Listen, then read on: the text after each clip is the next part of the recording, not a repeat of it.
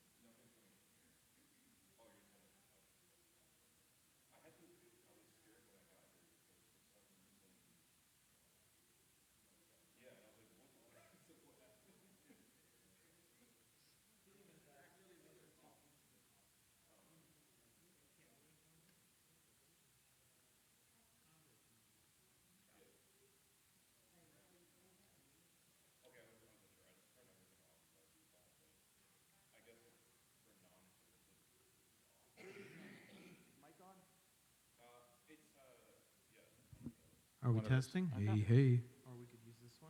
I can use it. No, it's okay.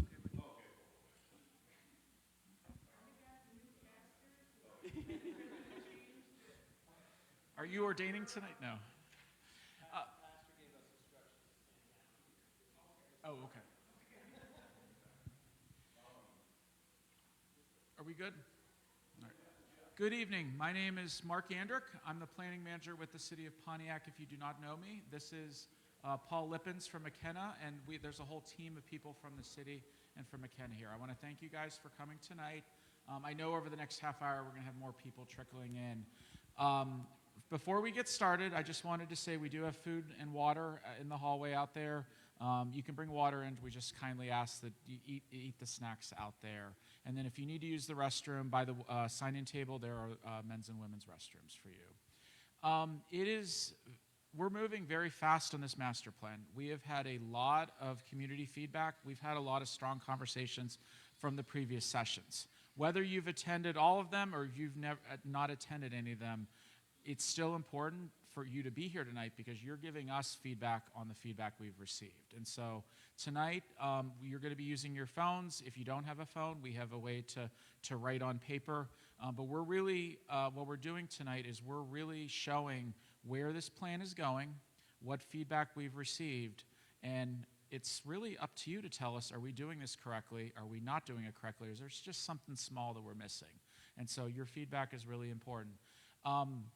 I want to invite you guys to the next master plan, the last public engagement session. It is next Wednesday. It is an open house at the Bowen Senior Center at 52 Bagley Street, which is just off of Orchard Lake. I've been promised that Bagley Street will be fully open by that point, and we'll cross our fingers that it is. But we're very excited for the direction this is going. We're very thankful for the feedback we've received from the entire community. And again, we thank you for being here tonight. So, and I do want to thank Councilwoman James, who is here on behalf of Pontiac City Council. And if we get any other elected officials tonight, we will definitely call them out. So, with no further ado, I'm going to let Paul take over the show. And I'll be in the back if you guys have any questions about the process. Thank you. All right, thank you very much. It's good to see everybody. How's everyone feeling tonight? Are you ready to work on the plan? Yes. So this is a town hall format. So the exciting thing is we're here to have a discussion. We, at this point in time, this is our 6th meeting. This is our 6th public meeting. We've had more meetings than that. I think I got that right. But this is our 2nd town hall. The first town hall format we use to ask questions and help to set and establish some of the goal areas and actions for the plan. Tonight what we want to do really is report back to the folks here about what we've heard. The city administration with the City Planning Commission and Council established 7 focus areas for this planning process. And with residents, we've been exploring those focus areas, learning a little bit about what's important, and then we're kind of collecting those into a series of actions and strategies that then can be pursued by the city over the next 5 years. We have a longer vision, but master plans are intended to be policy documents that are updated every 5 years. And of course, planning happens in between. So tonight, we want to check in. We want to say, this is what we think we've heard as we've had these discussions. We're going to ask you if you feel like this aligns with what the things you've heard, if you've participated in this process, or even if this is your first meeting, we want to know if our synthesis of what we heard aligns with the types of things that you discuss with your neighbors, friends, family about the importance of Pontiac moving forward. So that's kind of the overview. Am I in the presentation? Here we go. And we're really also happy tonight that we're streaming on the city's Facebook. So people are able to tune in, listen from home through the city's Facebook app. Would say anybody who is looking or watching on Facebook, you've got time to come down here and meet us if you'd like to come and sit here at the facility with us and have this discussion. We are welcome, and we'd encourage you to do so. So we're going to start with a little bit of an icebreaker conversation. We're using a polling software tonight called Mentimeter, which means we're going to ask you to use a smartphone and to log into a website to answer questions. The cool thing about that is you will get to see what everyone in the room is responding, and it is possible for people at home to participate as well in this and respond even from home. So we could get some responses from people at home as well. Then I talked a little bit about the master plan. We're also working on a housing analysis, and so we've got some questions that are specifically related to the housing analysis and strategies for rebuilding housing. And my colleague Alexis is leading that process. I don't know, do you want to say a few things about that as we get started here? Thanks. And if we could, I do have a slide on this, but we might get there. We've been talking about the master plan and what that process looks like, but I've been leading the housing study process, and really what this means is that the city knows that housing is a critical need and that there are improvements to be made. So they've made a specific effort to hone in on looking at those issues, but also looking at what do you like about your homes, what do you want to keep and maintain. In this document, it'll be kind of separate from the master plan, but align with the goals that we're going to talk about tonight. It'll be a guiding document for elected officials, property owners, yourselves as you're thinking about what you want to do with your own home, if you want to buy a home. This will offer sort of the next 10 years of where housing needs to go in the city. So we're going to talk about that tonight. And then also just a little bit more on what a master plan is. So one of the main things we want to do with this process is create a guide for future development. So the types of things that you want to see, not just downtown or in the commercial areas, but right in your neighborhood. There, you can tell us anything that you want, any idea you have. We're here to talk about that tonight. That's one of the reasons for having discussion. And you might, since this is a town hall format, learn that some other folks in this room agree with you or also have some ideas to share. The master plan, because it's a guide for future development, it also is used by the city to update zoning ordinances. So the master plan, when I say it's a policy, what I mean is it's a collection of ideas that are endorsed, that are led by residents through public engagement processes, but then endorsed by your city planning commission and your city council as an official land use policy for the city. That means that they can use this document to make decisions. As developments are proposed, they can use this policy to justify asking maybe for additional housing developments to be built as part of a project if it aligns with the master plan. It can also be used directly to update the city's zoning ordinance. So the zoning ordinance are the rules, regulations, and laws that apply to the city today. So if any particular property, including your home, it's in a zoning district, and it's what you can do with that property is controlled today by the city zoning ordinance. So when we talk about what we want to see in the future, or even things that you don't want to see in your neighborhood in the future, when we put those ideas in the plan, those policies that we put in this plan can be used by city council and planning commission to change the laws about what can be built. And that's a powerful tool. But you don't just jump from, hey, we want it here, to making a zoning change. You really need to have a process like this where we hear from a lot of people about what people want to see, and then we go through an adoption process for the master plan. And that goes something like this. After we create the draft, planning commission will decide if they like the draft, and they will recommend to city council that a official public comment review period be established for this document we're created. And that is a 63-day period where there will be a draft online. We will continue to take comments from residents from neighboring jurisdictions, like the cities that live next to Pontiac, city government. Anyone really can submit comments during this 63-day public comment period. And then a public hearing is held. And that planning commission is charged with holding that public hearing. And planning commission will make a recommendation to city council on whether or not they believe city council should adopt that plan, and then ultimately your city council will make the decision on adopting the plan or not. So all that will happen next spring, starting in the winter. Right now, we don't even have a draft yet, and that's the great thing about this process is we're here tonight to share some of the synthesis, check if we heard it right so we can make some adjustments even before we create the draft. And then you'll find out we're also meeting to have a more in-depth discussion next week on what some of these preliminary recommendations are. So as I've kind of implied, your input is essential to getting it right. One of the things that if you've attended some of these meetings in the past, you may have heard me or one of my colleagues say is, I know if you've come out to tell us something that's important to you that you want in the plan, I want you to feel like we've heard you and have that comment documented in the public engagement process. And if it's a good idea, it'll go in the plan.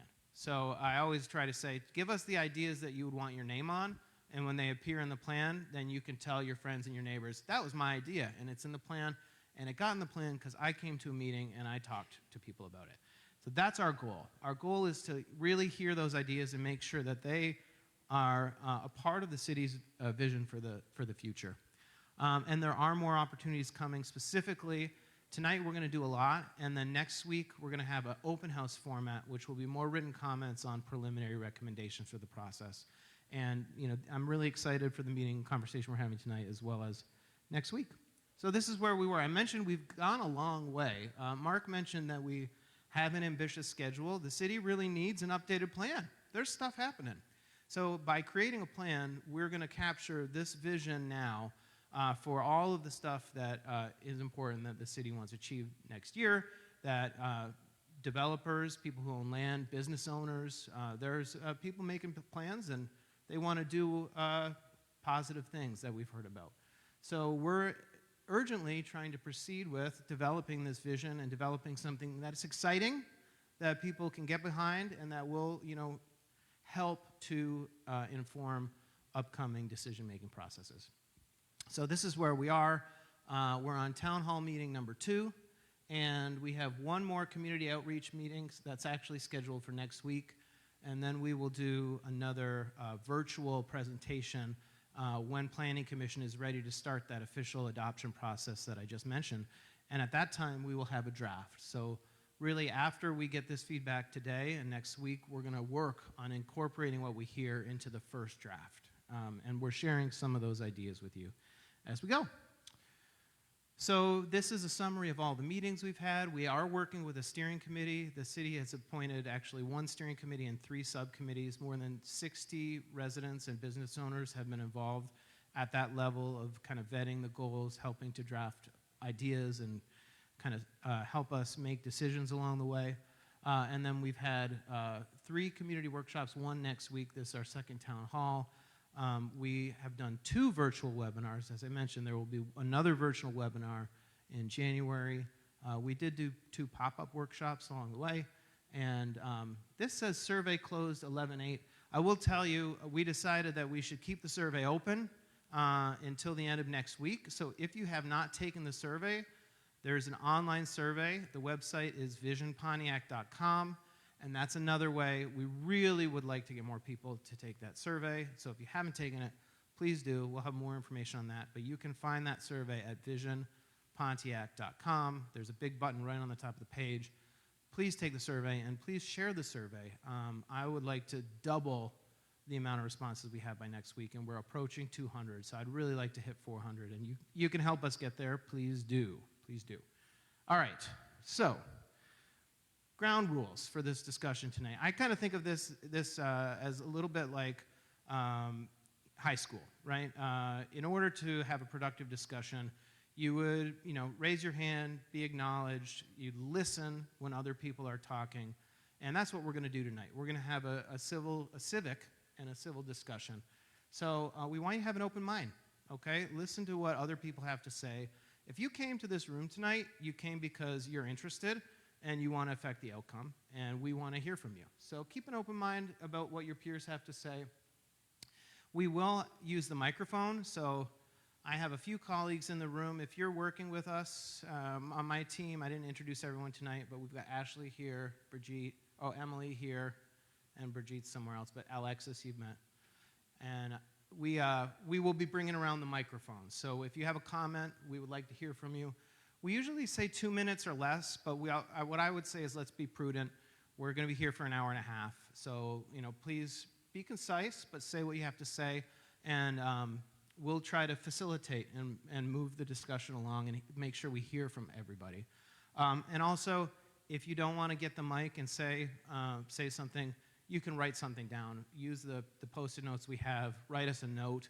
We look at everything that's written, and that's a perfectly fine way to give us some information tonight. So how does is everyone willing to commit to these ground rules? Yes? All right. Thank you. That's a good start. All right. So now we're going to test. We call this an icebreaker sometimes, but this is like to get the conversation going. If you have a smartphone, now is your cue to use it.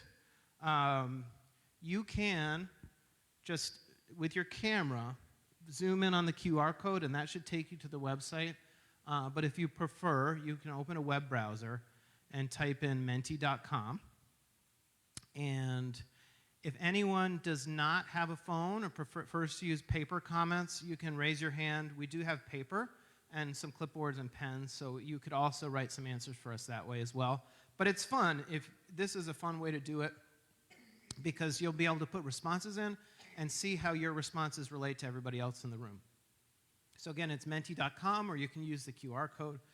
And then there will be a prompt to put a number in, and that will bring you to this survey.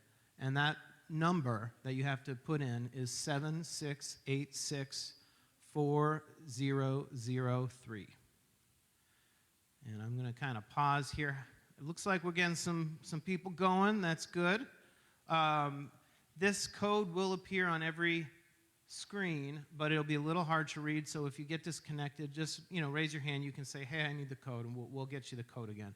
But again, so it's menti.com, and the code that you will be prompted to put in is 76864003. All right, I'm moving on. So here's our icebreaker. What is your favorite thing about Pontiac? And this is a new type of question. We didn't actually ask this type of question last time. You're able to actually write a sentence in here. So you can, you might be, do we know the character limit? Alexis, was there a character limit? 200. All right, so you got 200 characters. You could write, that's more than a tweet. So yeah, one sentence, maybe two sentences. We want to know what your favorite thing about Pontiac is. All right, so the people. I love that. We've heard that a lot, kind of. The people are the heart of the community. And the other thing that we've heard a few times is Pontiac feeling like home is important for the people that live here. And I like that language as well. All right, we're getting some more stuff here. Passion and pride. Sharing your passion for Pontiac is something we've heard a lot. The potential for Pontiac. The location, the history and character, versatility, neighbors. How does do people kind of agree with the types of things? These are all very positive things. The history of the city is amazing. It's had so much impact on the world. My church, my family, my friends, consumers reside in Pontiac.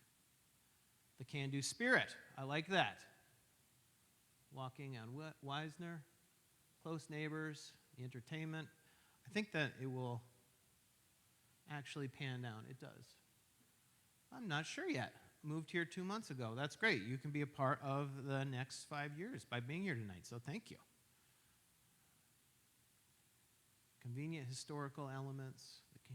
All right, we've got a lot of ones here. Let's see. So one of the reasons to do a icebreaker, too, is to kind of see how many responses we're getting. We're at about 16, 17, and we usually get kind of about 60, 70% responses of the audience. So, all right, sense of community. It's so demure. I like that. Location to downtown. All right, so we get it. This is the type of thing we're going to be asking throughout the night, and folks are using it. All right, so I have shared at a couple of these that we have these goal statements that have developed. They were created by the city administration and endorsed by council. What we're going to do here is, this is a little bit of synthesis. So around these goal areas, these 7 goal areas, we're going to share some big picture findings, and these are my team's interpretations of the things we've heard from residents, right? So I want to know if we got it right. Do you feel heard? Does this, our synthesis of what we've heard, does it reflect the types of things that you hear for the community or not? So that's our big check-in, right? So for each goal area, we've got a lot of findings, but I'm going to share one idea that I think represents a lot of the conversations that have been had, and we're going to ask you on a scale of 1 to 5, do you feel heard? Does this align? Because we want to know if we're mostly right, if we're mostly synthesizing this. And then we're going to also present a metric. So people have created given us a lot of ideas about things that are important. We know that this plan has to be measured to move the ball forward. So we have some ideas on how to do that. One metric per goal we're going to share. And we want to know if you have any more ideas about how to measure success around these. So there'll be 2 questions for each of 7 goal areas. These are the 7 goal areas that we'll be looking at: neighborhoods and housing, redevelopment, workforce development, downtown and commercial, transportation and walkability, historic preservation, and future land use. Again, I talked a little bit about the action plans. So by having these goal areas, this is right up the top, the goals will help the city achieve a vision to create the Pontiac that people want to see in the future. And then below that, we have the objectives and strategies that you can work on a little bit at a time to actually achieve that vision. All right, so we want to know, did we get it right? These are our big findings. So this is the goal. For future land use, we want to create opportunities for people to use and improve their neighborhoods, for improved public health, and for creating generational wealth. So this is an example of the draft future land use map. We're going to be getting more specific feedback on this map next week. So if this is piquing your curiosity, come next week, and we can dive into this future land use map in more detail. But this is what we heard, okay? For future land use, we need to include more space for small site redevelopment and include neighborhood leadership in the city's economic development priorities. So does that, on a scale of 1 to 5, 5 being you feel heard, 1 being no, we missed it, we didn't get it right, does this resonate as something that you think the city should focus on for future land use in the city, including space for small site redevelopment and neighborhood leadership in economic development priorities? And a 5 means yes, you feel heard. You feel like this statement reflects why you've come here and one of the things that you think the city should be focusing on for future land use. All right, so there are some coming in, but there's a lot of 3.7 is a good score. That means a lot of people feel that yes, this is something that we want incorporated into city policy. And that is good. And we're at 10, 11. I'm going to let a few more people respond. So again, this is our report. We're reporting back on what we've heard. This is what we believe people have said a lot to this process. This is a synthesis of some of the ideas that we've heard. All right, so we are up at 11, 12. All right. Okay. Ashley's going to help you get reconnected. Yes. Oh, do you want a paper? Oh. You're what? Oh, okay. Oh, awesome. Thank you. All right. Is everybody that wants to be connected connected? If you need help connecting, you can raise your hand and we'll help you. Yes. Okay. Oh, okay. Ashley, can you help? Okay. Emily, can you help here? This lady here needs help connecting. All right. We've got 17 now, so that's pretty close to where we were, and a 3.8. All right, so now that's our report back on what we've heard at these sessions. This is our metric. So this is how we think the city should measure if they're doing if they're doing the job at implementing that feedback, right? So the metric for future land use will be partnering to create 120 resident small-scale led redevelopments with first access given to residents for public-owned land. That means land that's owned by the city, land that's owned by the county. They will establish a resident first access to that land, and the goal will be to partner to create at least 120 redevelopments led by Pontiac residents through this process. So this is the metric. And what we want to know about this is what you would add. So here you can type in something that you might think we should add to this metric, or this could be, you know, a strategy that's linked to it, but what does this make you think about?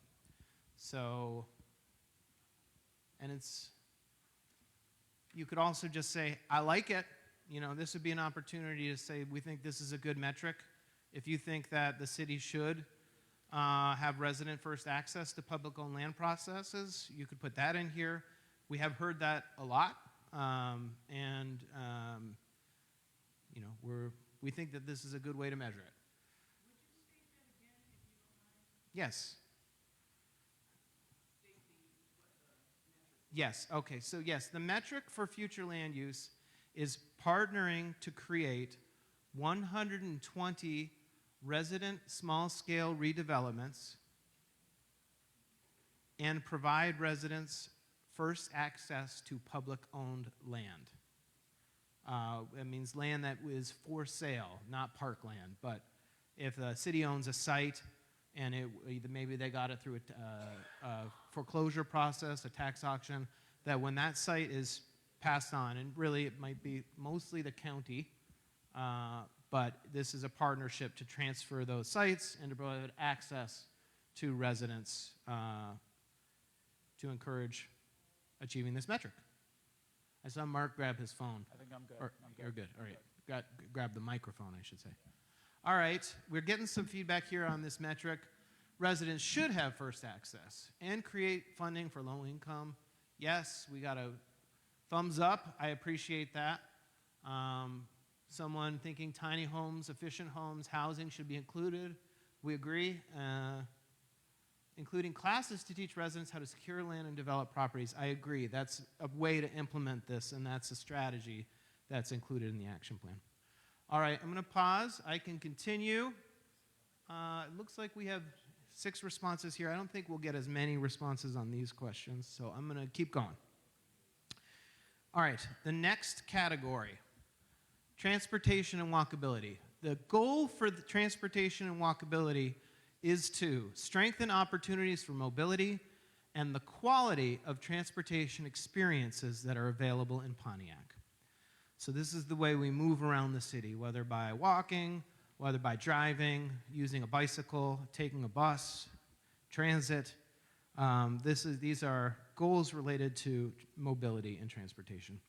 So this is an example of the type of map that will be included in the city's transportation plan. This just shows jurisdiction. And I think what's interesting about this is everything that is kind of gray is owned by the city of Pontiac. And you will see it corresponds very well to the border of the city of Pontiac. The city of Pontiac controls and plans most of the roads with the exception of the big orange ones, and those are the ones that are state-owned. Those are sometimes we call them arterials, but those are MDOT's roads. Those are the state roads. So what this means is the city has a lot of roads to maintain, and there is a maintenance objective to the transportation plan, maintaining and providing high-quality streets of the system. One of the other things that we've learned is that there is an Oakland County plan that includes the city of Pontiac with respect to non-motorized transportation, and we have an opportunity to evaluate those recommendations and potentially endorse them in the city's plan. So if you want to provide more feedback on this plan here, which shows trails, bicycle lanes, park connections, come next week to the open house on the 20th, and we will talk about these recommendations and dive into this map in more detail. But this is our finding, okay? This is what we've heard about transportation in Pontiac. We have heard that people in Pontiac want safe streets and are concerned about the effects of growth on neighborhood parking. So if you think that this reflects what you feel about the transportation system in the city of Pontiac, you want to put a 5. That this aligns with what you've heard and you feel like this statement reflects your values and what you would like us to know about Pontiac. People in Pontiac want safe streets and are concerned about the effect of growth on neighborhood parking. All right, we're at 4-2. 4-2, and we've got 10 responses, so I'll wait a little bit to get some more responses. I see people are still working. But that's pretty good. That means people feel heard. This is... What's that? You're in there? Awesome. All right, we've got 14, and we're still at 4.1. So, and we're kind of going up. 15, we've been hovering around 17 responses, so that's good. All right, so our findings, our metrics related to transportation. There's a lot of them, so you're going to bear with me here a little bit, but we're open to you adding to these too. What would you add to these? So reinstalling and updating 200 streetlights. As I mentioned, the city has a lot of streets, and many of the lights are outdated. They need to be updated. So this metric is updating those streetlights to make sure that they reflect current standards. Reinstalling 500 high-visibility traffic signs. The same thing that I just said about the stoplights, same thing with the street signs, okay? Street signs are an old standard of reflectivity. That means you can't see them as well at night. Those signs need to be updated, modernized with current standards. So this is 500 new street signs. Improving 25 school crossings. So these would be the ones that are identified as the highest priority, most in need of improving. 25 of those. And then resurfacing 10 miles of what we've said is complete streets corridors. That might mean upgrading the sidewalk, upgrading a trail, creating a bike lane or a marked shared lane, updating the parking facilities. So just thinking about what really needs to be done on these corridors and doing 10 miles. And then the last one we have for transportation is to create a residential parking demand strategy. And what that means, a parking demand strategy means controlling maybe the time or hours that people can park in a neighborhood. Maybe if it's really, there's a lot of demand, creating a residential parking permit program, but something to manage the on-street parking so that it's not overutilized or the capacity isn't all used by a new development. So this is to address those concerns we've heard about the need to have residential parking demand strategies as the city grows. All right, so there's more metrics for this than any other one. So just so you know, the other ones are a little bit easier than this, but transportation, there's a lot going on.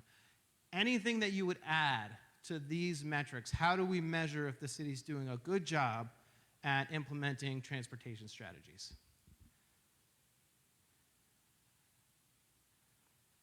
I'm not sure about measuring, but I think when we make major changes to transportation, like adding... I'm going to bring the microphone over to you.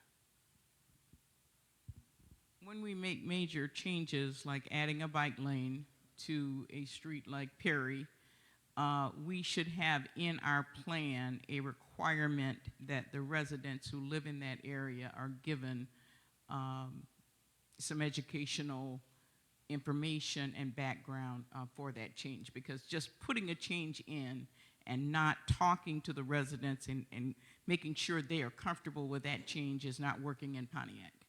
So we need to have it right in the plan that when major changes happen, you go from a regular street to a bike lane street, that it's required that there's some educational work done to make sure that that community is comfortable with that change. So I don't know how we would word that, but that definitely should be part of the process. I would just say education around major transportation improvements. And I agree with you wholeheartedly, right? That is one of the biggest failures. And you might, sometimes engineers say we improved the corridor, but that means it's been updated, some changes happen.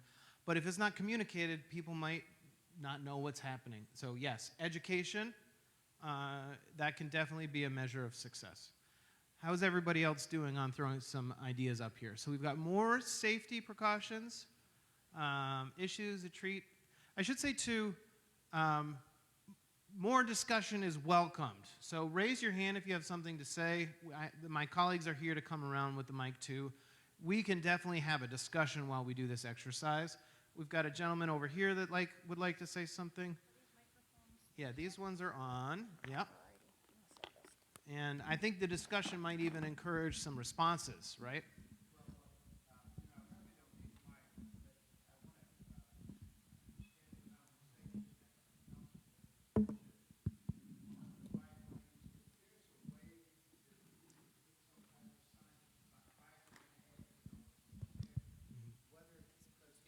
If you're a resident, you may know, and if you're a non-resident, all of a sudden you're driving down the street just like on Perry Street, and voila, there's a bike lane, and you don't know whether to get over. How do you maneuver that?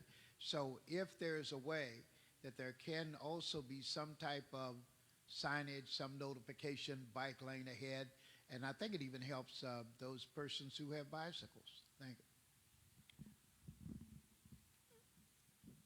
Pastor Jones addressed part of my concern about the bike lanes because due to me being in a car accident on Perry and the bike lanes there, I could have hit a child. But when MDOT put it there, we should have moved it, made the street a little wider for people to walk on the sidewalk and a bike lane on the, like somewhere between the sidewalks that are in the street.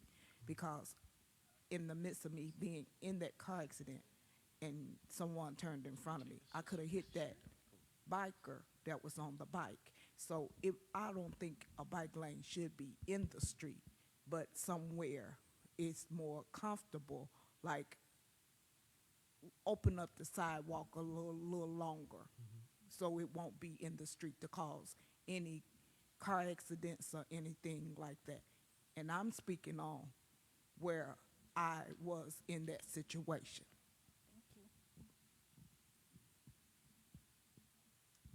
I don't know if this really relates to transportation, but I see it as a safety problem. We need to police more of these big trucks. We need to police more of these big trucks driving through our neighborhoods as shortcuts, okay? It tears down our streets, puts the noise. And then also the thing about it is a lot of times the kids are playing in the street and they don't even bother to blow. And right now with us having so much construction going on here, they are really cutting down the side streets. Thanks. Truck routes, We have one very back cool. here. We got some more back here. Again, this is about the parking. One of the problems I see with signage that indicates this is for private parking, this is for public parking, is that a lot of times, if you look at the public parking in the business areas, and they fill up, and then all of a sudden everyone has to find a place in the private areas. So how do we deal with it? And I think a lot of the problem is in the business areas, is that there's limited parking and the parking costs. So people automatically, to save money, are going to go into the private home areas. I see that in Chicago all the time. So I think there should be some discussion about having enough free parking in the business areas. And that's a type of strategy that can go into a parking demand strategy. Yeah, thank you. On the metrics, I was just wondering, it says resurface 10 miles of complete street corridors. What percentage of the mileage is that?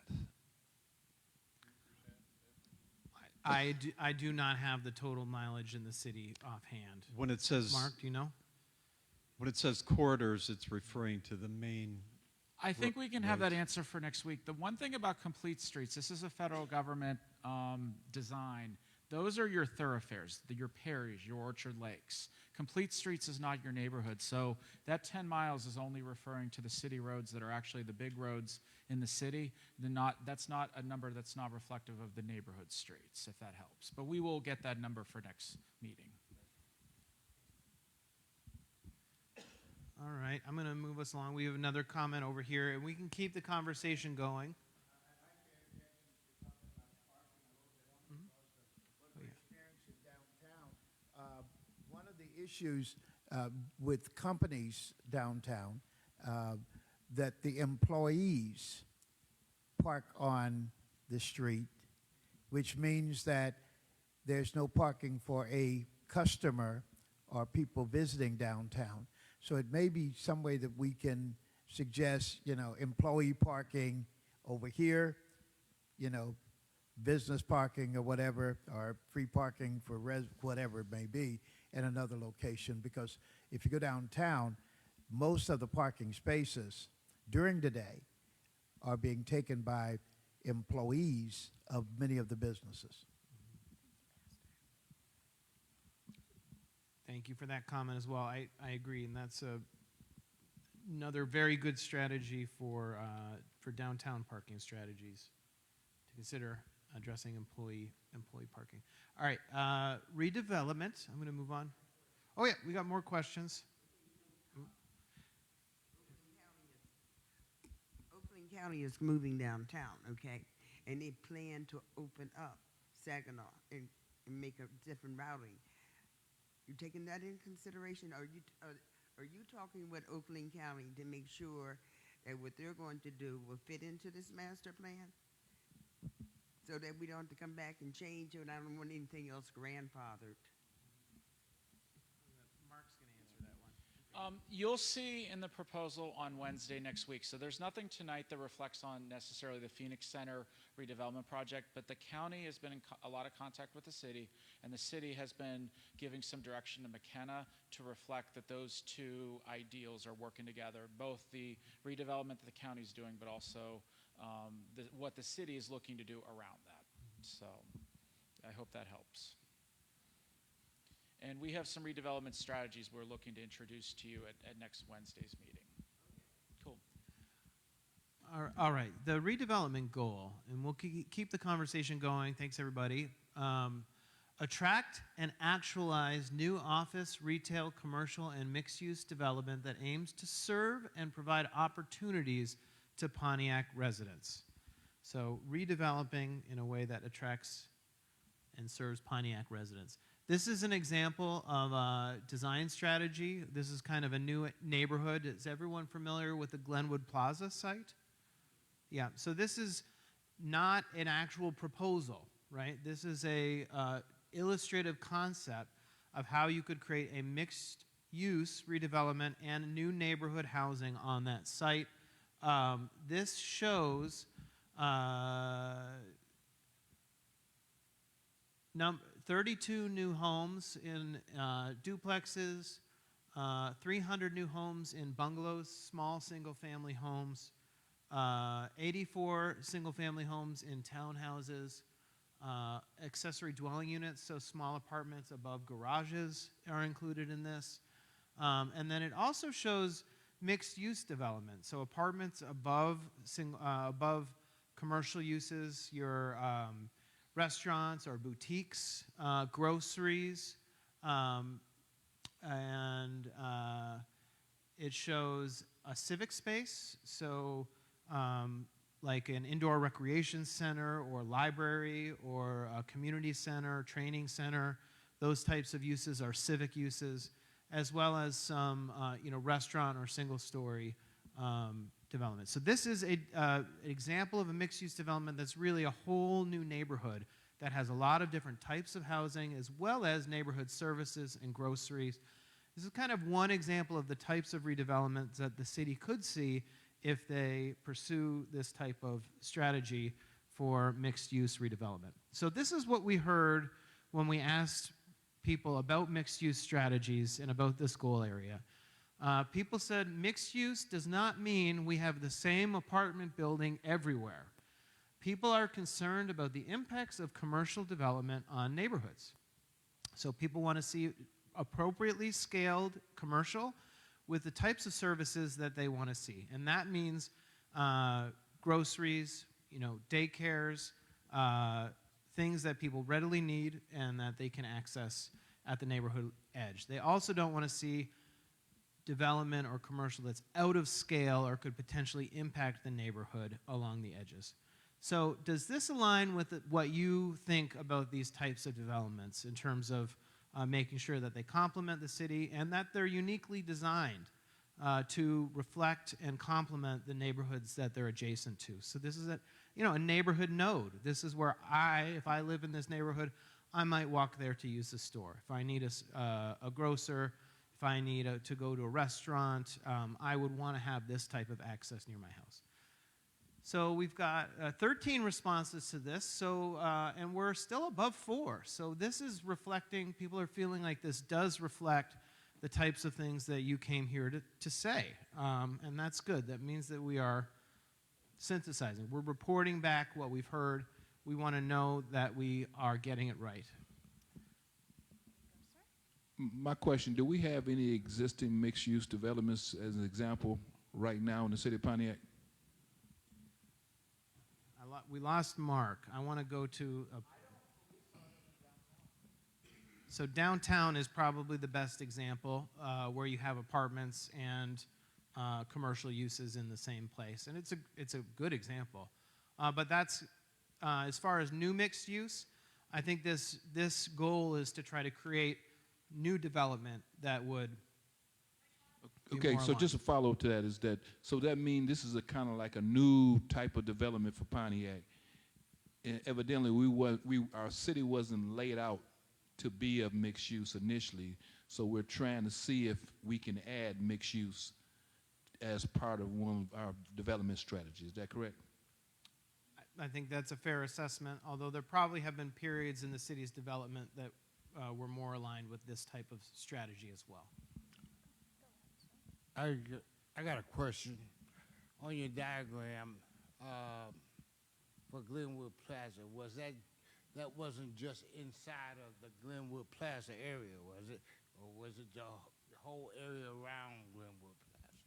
It pretty much aligned with the extents of that site up to the road corridor. But there is there are a few parcels across the street that were included. So that curve, it was on both sides of the street of the curved road that is adjacent to the. Okay, yeah. Hi, my name is Tyra Hewitt. I'd like to speak on the mixed-use development of downtown. I have a relationship with some of the people who actually have mixed-use buildings, meaning there's apartments upstairs and then there's commercial space or retail space downstairs in other parks. But the problem that they're facing is like every other week there's a note on the door to you get a ticket for this, or you have to come downtown and sign this. So the developer is having a hard time maintaining, the integrity based on red tape. And I've also spoken to other people that own property downtown, and they get a lot of tickets, So is there a voice for them, for the people that are trying to develop mixed-use properties? And my other question is, why isn't there a hotel in downtown Pontiac? Your first comment makes me want to pull up the next slide, because that's an idea we want to capture, is kind of how do we remove red tape or make sure that code enforcement is done in a way that actually encourages business. So this was our metric for measuring mixed-use development, redevelopment. To redevelop 5 new mixed-use nodes with walkable workforce housing, daily service needs like daycare, grocers, and restaurants. And we're asking what you would add. An example of something to add potentially would be appropriately scaled code enforcement, which I agree with. So what would you add? Yeah, I'm going to come over here. Oh.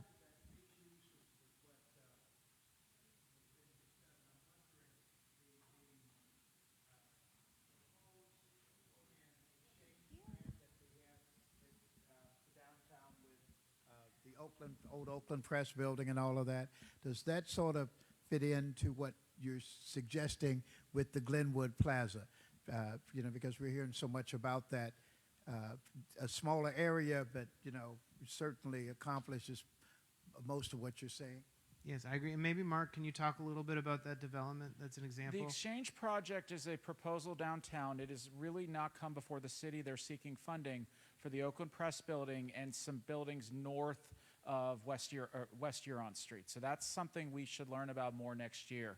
That is a mixed-use development. That is exactly what we're talking about. Now, Glenwood Plaza, though, is not going to look like it's a downtown feel. You're going to have these different types of housing units. What they envision by creating this concept plan is different types of housing units that only reflect, that are adjacent to existing neighborhoods, but it also has some commercial. It might have a little bit more of a suburban feel to it, but it is very similar in its mixed-use nature, that someone may either live there or visit there and be able to visit multiple places. So. And for folks that do have comments, the reason why we're trying to get everyone the microphone is because we are streaming live to Facebook. So anyone at home, you need to have the microphone for them to hear you, right? And we want them to hear you. So a good question is, we do not have a good grocery store market here in the city of Pontiac, and other people have to go outside. Wouldn't Glenwood Plaza be a good spot to put a grocery store into there, where we'll be able to go in there and shop like it's Walmart, Kmart's, or whatever, a food deli here in this city? And I think Glenwood Plaza would be the best spot. I don't know, that's my opinion. Thank you. And so that's why the metric that we shared that said that to create 5 new neighborhood mixed use with things like daycare and grocers, that specifically mentions grocers because we've heard that people want that included in these neighborhood nodes. I'm going to go here first. I guess I'm trying to imagine this, but what's the density going to be? Okay, and I think that would be very important because all the stuff you name, I don't know how you're going to fit it all in there. Now, unless you really make small units. And one of the things I think that needs to happen is that we need to enlarge the room sizes of the houses that we are offering. Hey, Paul, if I could just ask for just a little order of business. When you are speaking in the mic, just speak a little closer. They have the volume up at max, and not everyone, there's a lot of people are having trouble hearing, so the closer you can be to the microphone, the better.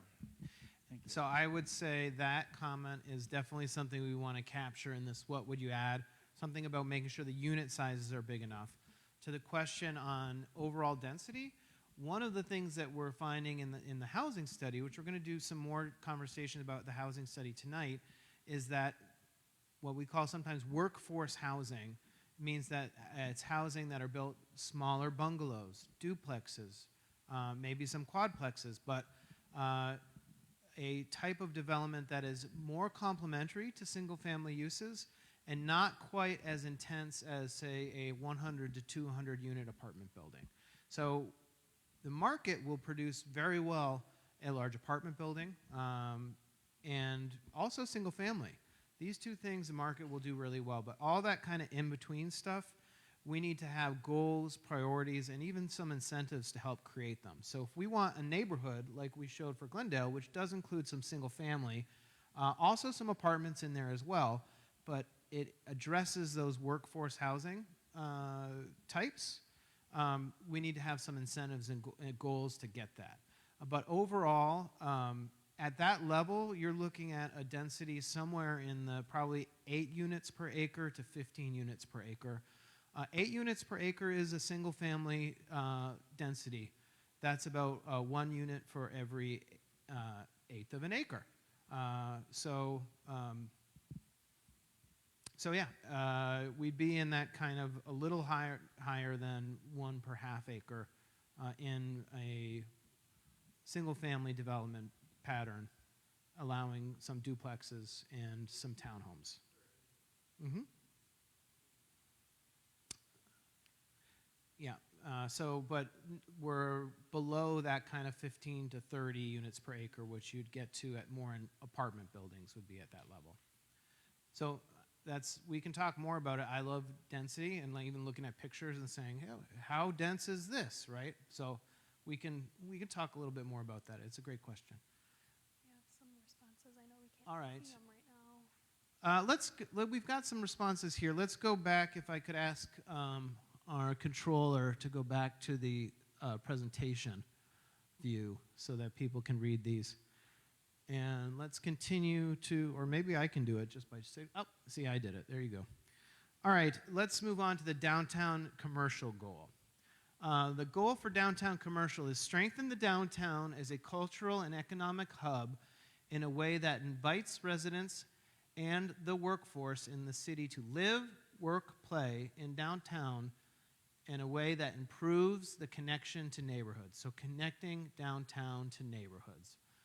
Strengthening it as a cultural and economic hub and inviting residents and the workforce to live, work, and play while we also improve downtown's connections to neighborhoods. So here's just kind of pictures. I don't have maps for this area to show, but some ideas about the type of density that you might see in a downtown setting as opposed to in those neighborhood nodes. This is actually an urban grocery store. This is a picture of Bridge Street Market, which is in Grand Rapids, and it has 4 floors of residential housing on top of it. This is a Meijer, but it's a Meijer that's built for a downtown city. There actually is really good parking attached to this as well, but it's also walkable, and it's on the edge of the neighborhood on the west side of Grand Rapids. So, example of a downtown grocer, and up here we have just the picture of downtown Pontiac. So what we've heard about downtown and the commercial corridors are full of underutilized land and building. Pontiac residents should have priority access to entrepreneur opportunities. So this is what we've heard, that there are many underutilized sites, underutilized buildings, and that Pontiac residents should have a priority given in entrepreneurship opportunities. So does this align with what you feel? Is this the type of thing that maybe you, if you haven't said it, would you have said this at some meetings? And if so, do you feel heard? Do you feel like this synthesis aligns with the type of what I should be telling City Council? If I go to, I've already said this to Planning Commission. I told them we were going to test it tonight, but last week at Planning Commission, I said, this is what I think we've heard, and I'm going to test it next week. I'm going to ask people if this aligns with what they've said. So this is an opportunity for you to tell us. So 3.8, okay. So many people feel that there are underutilized land and buildings, and residents should have access to entrepreneurship opportunities. So we've got 13 responses. I'm going to keep this going a little bit. We have another question over here. I'm coming. Question or comment? Yes. Okay. I question the fact of underutilized land, because if it's there, I want to see it, because if you have no parking down there and you have no real walking space or green space down there, then where's the land that they're talking about underutilization? Now, the buildings, you're correct. There's a lot of empty buildings down there. There could be opportunities for some people down there, but there's more opportunity for bigger businesses in those buildings, because most of them are high-rise with a lot of rooms. Then you could have events down there that's not happening. So they could be used for event spaces. But there's just an idea. Good idea. We've got one over here. All right. I'm an artist, and I spend a lot of time downtown Pontiac, and I've been here on and off all my life. So you have 3 sections of downtown. You have the south end, which is a ghost town, and then you have the midsection, which is mainly business with the hospital, where the hospital people park, and then you have the party end that has the nightclubs or whatever. So that end down there has the south end going, was it north? It's on this side of Huron. So there's a lot of empty spaces that aren't being utilized. There's not enough retail development in downtown. Sometimes I want a pencil or a piece of tape and it doesn't exist. Like there's no store to go to. So my bigger question is, why are franchises looking over Pontiac? Is that the people don't know how to own a franchise or don't have the franchise opportunities?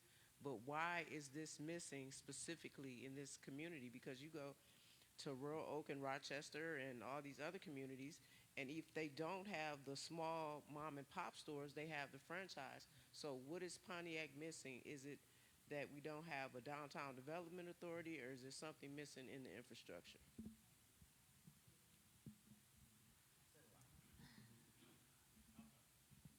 Oh, all right. Let's keep the conversation going. So on that point, some of the challenges with downtown, and by the way, I work with downtown all across the county and the different downtowns, including Pontiac recently, that one of the challenges in terms of vacancies in space downtown that we've noticed and seen is we want to give priority to Pontiac-based businesses or Pontiac residents to have entrepreneurship downtown. But some of the challenges we have, the spaces are too large for the space they need. They're too expensive right now, and folks are sitting on their properties. They've been doing that for a few years now. They're not up to code, and the folks aren't willing to bring them up to code from either side. So there's a need and trend in a lot of downtowns, not only in Oakland County, but around the country, where retail spaces are getting smaller in terms of opportunities. And some of the things that we're trying to do to chip away at that need about Pontiac-centric opportunities in downtown, if you look at the Saginaw Green location at 111 North Saginaw this week, 4 foundations were poured there because we got a grant from GM, one of 5 grants awarded nationally, and we're creating a maker village there, and the sheds will be delivered next week to create that opportunity. We're also looking at some other spaces downtown that are currently vacant to create a Rust Belt market concept like that you see at Ferndale at 9 Mile and Woodward, to kind of keep chipping away at creating these spaces and opportunities for downtown, especially for Pontiac-based entrepreneurs to kind of hit this gap that we're experiencing in terms of market opportunities, market realities, space available, and what we can do to start changing that narrative little by little. So it's being pursued little by little, and it's a question of funding too, but we're getting there. Yes, the young lady, she made a point that I was kind of thinking of too. I've been here all my life, worked downtown in the latter 70s, and this gentleman, he kind of answered my question, because I've often wondered, you see all of these storefronts down there that are empty. Now we're trying to drive housing down there, but there's nowhere to go hardly, or nowhere to shop. It's like she said, if you need a piece of tape or something simple, you know, you got to go a distance to get it. So I was just wondering and concerned, do we know some of the reasons outside of what this gentleman indicated why there's just been a lack of maybe interest, or is it fun? Do we know what the myriad of reasons are that there's no rush to go occupy these buildings and bring some life to downtown?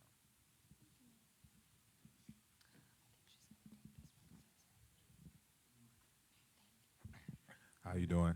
I'm not sure if this question, he kind of touched on it. I guess my question is as far as like giving priority access to entrepreneurship. Is that it's not, at least from what I've seen, like it's not a good, clear way to find out what entrepreneurship opportunities you have, like far as getting to like, oh, there's a grant for this, or what type of funding. Like there's really no way to find it. I mean, I know you can find anything through Google, but even then it's still kind of hard to find something within that makes sense. Like how to actually find these things, like, you know, if there's empty spaces, somebody want to buy, you know, or open a store, but if there's no way to get funding, or you don't know how to get it or where to go, because not every entrepreneur knows where to start, at least having some place to go. Like, I'm not sure if that makes sense, what I'm trying to ask, but. Like, I think that's the biggest thing. Information and resources as part of like an implementation strategy for this. Right here? Okay, you said that master plan would also influence new ordinances or changes in ordinances, okay? I think one of the things when you're talking about downtown, we don't treat it like it's ours. So we like, let's make the landlords who own those places at least wash the windows and put up a decent scene like they do in Birmingham and Rochester, and then do something with those flower pots. I think we have a couple more, and then All should right. we go to the next? Yeah, I'm gonna go. Why don't I go Yep. to the next one now, and we can, because this is about downtown. So while we continue the downtown conversation, this is the metric we attach to this, using community benefit agreements to kind of deals through development processes that ensure benefits to the community will be a part of that development.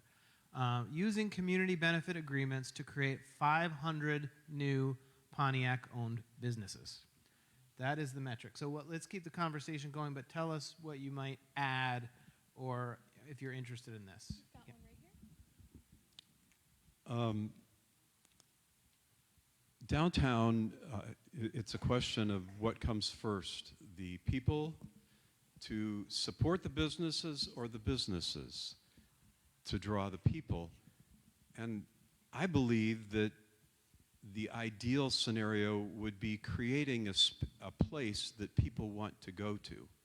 Right now, there's not enough business downtown that people want to go to, but an example would be Boulder, Colorado, where they have a pedestrian mall downtown. And Saginaw, I don't believe, is that busy that it couldn't be made into a pedestrian mall that would be developed with little things that engage young people, families, try to make it a beautiful space. I mean, beauty attracts. And if downtown Pontiac was beautiful, then it would encourage people to be there. And it would also mean that the people who own businesses down there would then have the potential to rent them to places that could make a business and make a profit when they're in business.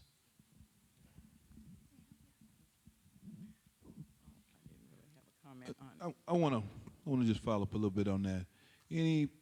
To be truthful, anybody would know that when you're looking at a business to be successful, you got to do this. You got to do your homework. And one thing about Pontiac, until we can increase our income level, we can give as much priority to people here, but until we increase our income level of people in Pontiac, it's going to be very difficult to make that decision to say Pontiac residents can support it for success. So I'm glad this is being projected over the next, what, you say to 2040? If we can get Pontiac people engaged with higher income levels, then we can support businesses that come downtown and make it successful. And I think we can do both, but we got to up the income level. If you check the statistics, the income level of Pontiac makes it very difficult to say you're going to launch a business off the people in Pontiac. The business people down there, they have to try to attract people from other places to make it successful. So we got to face that. That's really our dilemma, is our income level for Pontiac is so low. Thank you. Thank you for sharing that idea. You're jumping ahead to the workforce development metric, but we'll get there. And that came out of this discussion that we've had before. The community benefits, I just wanted to say that community benefits is a good vehicle to be able to accomplish adding and supporting. It would be one of the ways that we could support new entrepreneurial businesses. I do want to say, though, it's certainly not the only use of community benefit programs, but it certainly is something that could be used for that. But we would like to see, council would like to see a community benefits program implemented within the next couple of months. and certainly it would address more than just assistance with getting businesses started. We've got a couple over I'm going to use that. This is such a good point, and I'm going to use this to make illustrate what we're doing with these metrics. These are indicators, right? So if you use community benefit agreements to create 500 new Pontiac-owned businesses, you're also in that process going to do a whole bunch of other things that are so important. So this is just one measure. It's one measure, but we know if this one thing gets done, it's going to mean that a lot of other stuff is getting done too. So thank you for that comment. I agree wholeheartedly. We've got one on this side. Yep, over here. Yeah, sorry. Don't sell Pontiac short. Pontiac residents go other places to shop, for entertainment, because we don't have it here. When I drive through Huron Street, my mouth drops with how bad it looked. And then I go to Auburn Hills and how nice it looks. Don't put it that Pontiac residents don't have and don't want. We want, but we're not going to come if you don't give it to us. Yeah, I'm here. I believe it's my turn to speak. My name is Roland Elam. Good evening, everybody. I've sat here patiently and I've listened to what, as far as downtown, and in my estimation, the real talk. You look around this room, downtown. Why? I believe it's the way it is now because you do not have black ownership. And that's, as far as a master plan, we need to sit down and talk about what does black ownership downtown look like and what it reflects. Because you have a community, we say in Pontiac, but a number of us, we don't own, and you're talking about downtown, the buildings are, all of them are not up to par, and the high lease rates. And we have a history. Any black businesses that were successful or had success were run out when the lease ended. And we can name names and do this, but we do go and support these businesses downtown. But at the end of the day, it's about black ownership downtown and what that looks like and how can we start that conversation, because if we want downtown to be successful, it's people that look like what we're talking about as far as the master plan, and that's where it starts, okay? So for us to have any other conversation about downtown and it thriving, it begins and ends with the consideration of black ownership, not leasing. Because when you have a successful business, and I'll just say the last one that was really moving, in my estimation, is Four Brothers. And it was downtown. So we have the funding and support, but I don't want to support myself a downtown that's not, that I don't, have interest in, or it's not inviting to me. And I'm not here to create a nice downtown for others, and I'm a lifelong resident. So when we have those type of conversations, then we can talk about moving forward. And I don't want to use wordplay like minority ownership, the black ownership. And that's going to be very impactful. Thank you. I appreciate it. I want to put a point on that. What you would add to this this metric is not just saying Pontiac resident business, but to saying black-owned businesses. And it just bring more clarity, because I heard somebody say the economics, like, and it takes money, but we have programs in place for teaching people businesses and working along with people. And I say this because I believe in the family business, right? And it grows. So we need to identify families who've been in business along with we're looking for new businesses. It's like this community has to support the businesses that's been in business for 30, 40, 50 plus years, and also, you know, things like that. So I know that we need the funding, the money that people need to come, but it's programs, and we have to identify the programs that's going to help, because like somebody just said, we have the ideas and we want to do things, but we don't know where to go, how to, it's just everywhere, and we're not connecting the dots. And I think when we begin to connect the dots, that make for a stronger community, a stronger downtown. That's just what I was going to say something about. There's two different things going on. There's no grant to start a business, right? The government doesn't give out grants to start a business. You can get a loan, but you have to go through the SBA and the SBIC. There's MISHDA, is it MISHDA? MD, it's something, MEDC, that helps people learn how to set their business up. But the problem is that presence isn't there.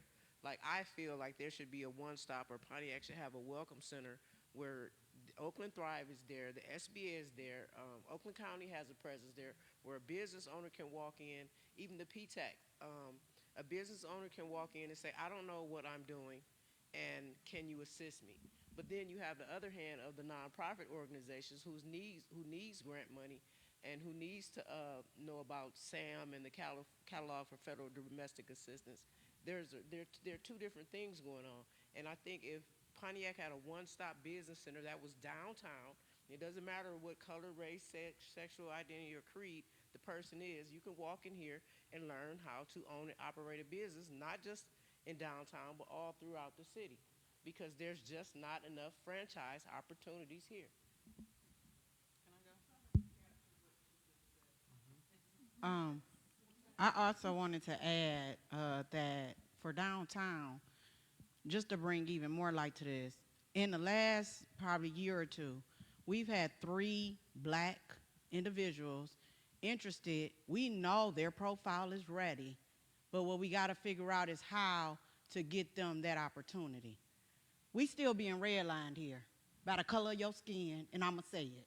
And I'm tired of it, because I know that the banks, we need to figure that out. Help these people. They're not helping us. They're not helping our small business. And these people who come in to the table, portfolios is ready.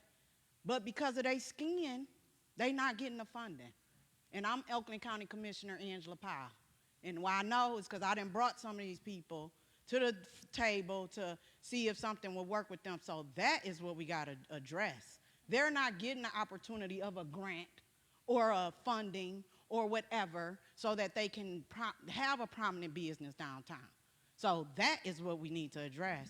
And then that'll help us change the diversity down there in ownership. And I'm not talking about a lease. I'm talking about what Roland said, ownership. We had 3 black men ready to purchase, and they was turned away.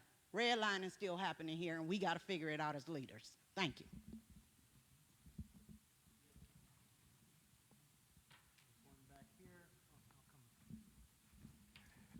I've been listening to these problems. These problems are on a national level. Folks who have limited incomes, who can't afford even rent. You have people that put some money together to get some rent together.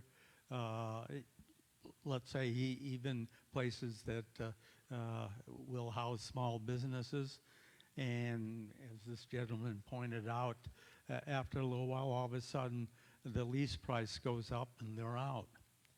So I think what we have to do, there's a number of these categories actually fit together, is work out a plan here so people can afford to start the business, to be trained in the business, to maybe live in the business, and some programs where For instance, the leases are frozen in terms of how much the person is paying, and part of it could be on the basis of how much money is coming in from their businesses. It takes 3 to 4 years to get a business going if it's going to last, and so sometimes you have to give these people a break where the lease is at a lower level, and if they start to succeed, it increases at a controlled amount. So I'm getting in a lot more detail, but I think what we're going to have to do, if we're going to put this whole thing together, is have a detailed plan of how people are going to live. Thank you. We're going to do one more comment on the downtown, and then just to let everybody know, there's 2 more, and then we have some questions about housing specific. So the next one's historic, and then we're going to have one on workforce development. Could you guys just imagine 15 years from now, which is the 2040, is that correct? What we could do with diversity and inclusion, being able to train our young men and women to take what we're now talking about, the changes to take place. There's dollars attached to changes. And without having young men and women of color involved, we'll face the same situations we've always faced. I'm not going to go into detail with that. At a later date, we will. But inclusion and diversity is very important. All right. Thank you so much for all these comments. Much appreciated. The next goal, prioritizing the preservation of historic buildings, places, people, and events to remember where we came from as a city and embrace new development. So this is the goal for historic preservation. You know, some of the things to think about are protecting historic homes or, you know, any architecturally significant contributing resource, as well as thinking about emerging historic districts, places that are becoming historically significant and maybe are not protected yet through some of the protections that are available. So what we've heard from residents about the historic goals, historic district goals, Pontiac residents are concerned about home maintenance and blight. There are citywide opportunities for creating local historic districts and properties, protecting historic properties. So people are concerned about home maintenance and blight in neighborhoods across the city, and there are opportunities citywide to create either local historic districts or protect significant historic properties. This is what we've heard. Does this align with your feelings and what you came to tell us about the historic properties in Pontiac? So we're getting a few responses in. We've got 8. Remember how to use your phones to respond. We've got 2 more, and we're still very interested in getting this feedback. We've got 1 comment here. My name's Jim Allen. I'm on the Historic District Commission, so I really want to hear what you guys have to say. Not only this week, next week, and any day in the future. It's important because we really don't have a good feel on what the city wants as a whole. And so we're reaching out to you. It's the reason I'm here tonight, to talk and meet and greet you guys and find out what it is you'd like to see us do. So please respond if you can, and we'd gladly like to hear from you. Thank you. Thank you. So yeah, this one is ranking pretty good. I think this aligns with what people have said. So our metric with respect to this, and aligned with that comment, we'd like to know if you have things that you'd like to add to this metric or you recommend we address. But the metric is to support the renovation of 600 houses that are more than 50 years old while prioritizing contributing resources. That means architecturally significant structures and establishing emerging historic districts. So thinking about the districts that also as a whole should be protected. So supporting the renovation, maintenance of 600 historically significant properties and considering new districts. So how do we feel about this metric? What might you want to add to it? Or do you have any comments about or observations about historic properties? You can type them in to the Mentimeter and let us know what you think. And we can continue the conversation with comments. Does anyone have any comments? I'll go over here.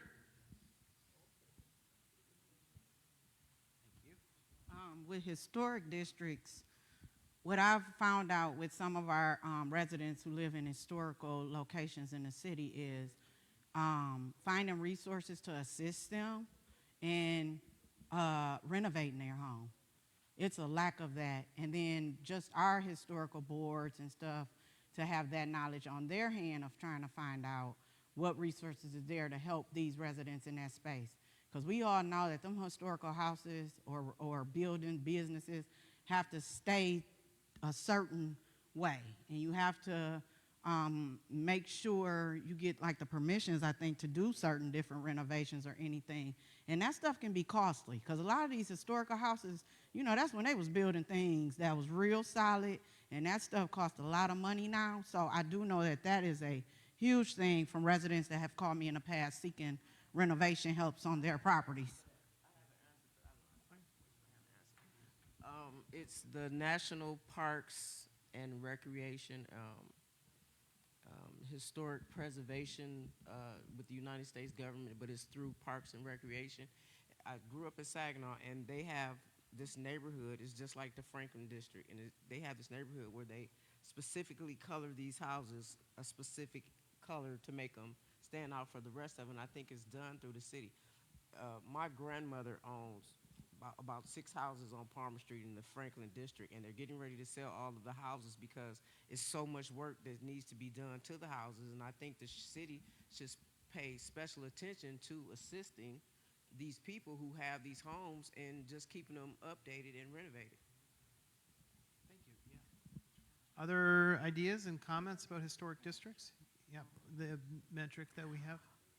Well, the metric talks about creating new districts. I'm not sure what the process would be for doing that.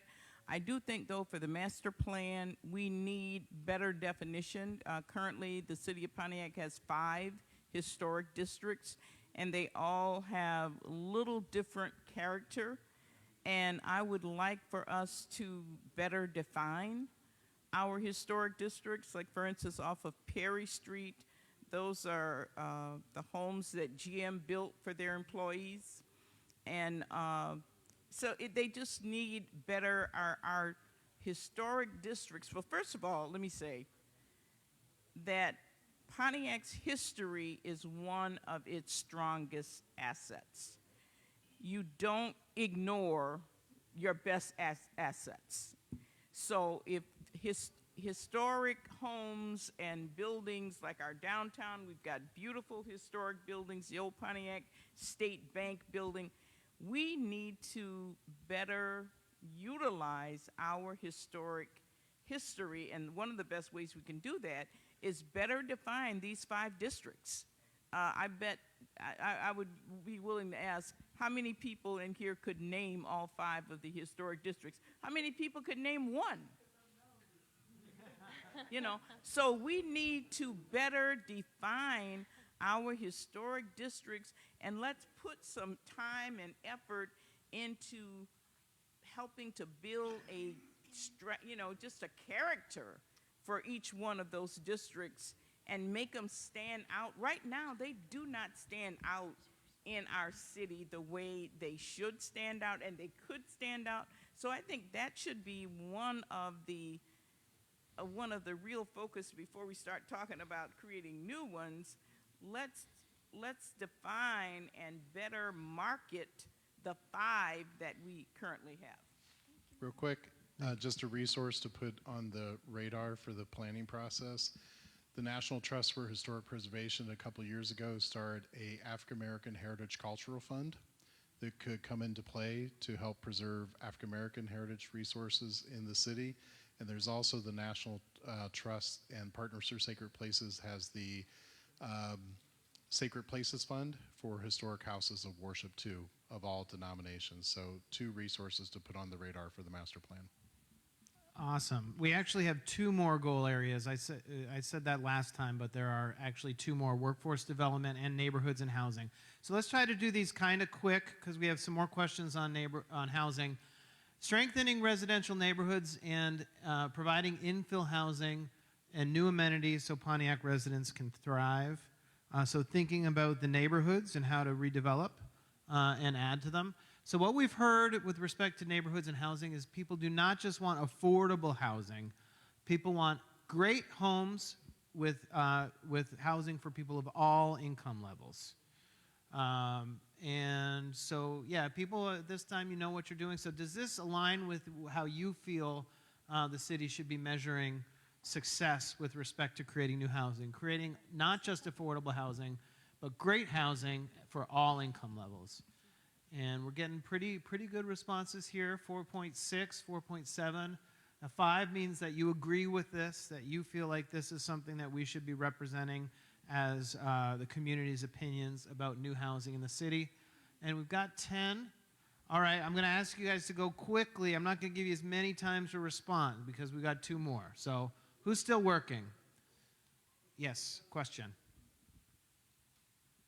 It's really not a question, it's a statement. Speaking of the new Pontiac, I think the new Pontiac needs a new look. You don't have to come into Pontiac and see a welcome to Pontiac sign to know you're in Pontiac, no matter which city you come from. You know when you get to Pontiac, you're in Pontiac. Is that not correct? So we need a new attitude in terms of who Pontiac is and what we want Pontiac to look like. Also, lastly, I can't help, and I would be redundant if I don't repeat this over and over again. Inclusion and diversity. Because everything that we're building in the city of Pontiac needs to reflect us, a people. We can no longer be left out, standing on the side of the roads holding signs. We've got to be a part of the process. Thank you. All right, so our metric for the housing goal: create 5,000 new homes or units with workforce housing design standards and high quality materials. Okay, they're durable, good homes, 5,000. What do we think? Does this metric align with what you think we should be measuring with respect to new homes? And do you have anything to add? And let's go here. Are you sure? Okay. Definitely 5,000 homes if 5,000 were built by 5,000 young black men and women. Just imagine that. Thank you.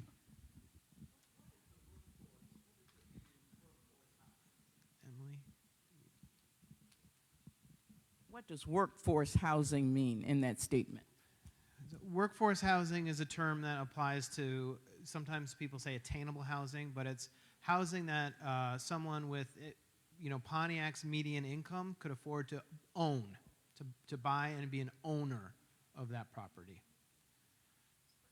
All right, I'm going to go continue. Oh, wait, who's adding stuff?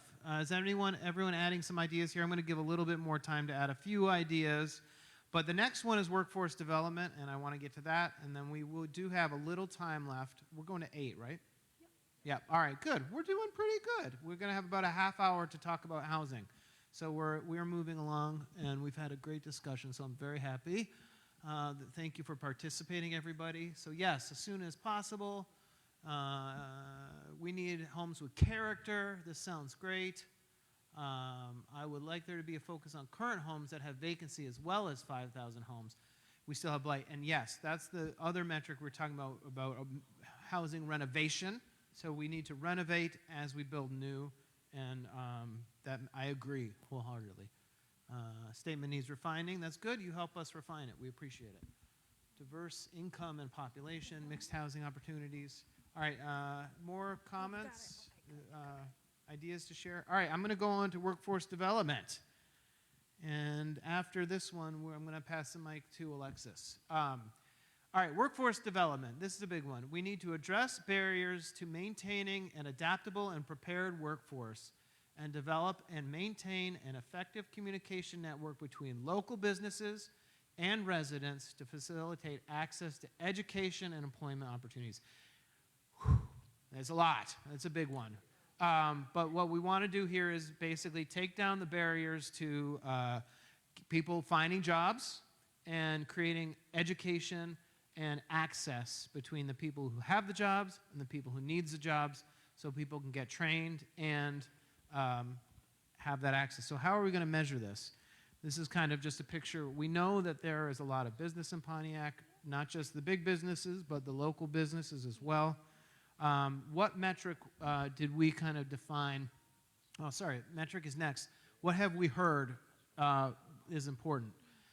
That the closing of neighborhood schools has impacted neighborhood cohesion. Workforce development must be paired with valuing education and training the next generation of Pontiac residents. So thinking about Pontiac's youth and how neighborhood schools are no longer here, we need to still think about neighborhoods as we think about connecting people to workforce development opportunities. So this is what we've heard. And if that aligns with what you have came to tell us, we want you to answer 5 and let us know that we have heard what is important to include in this plan, high level.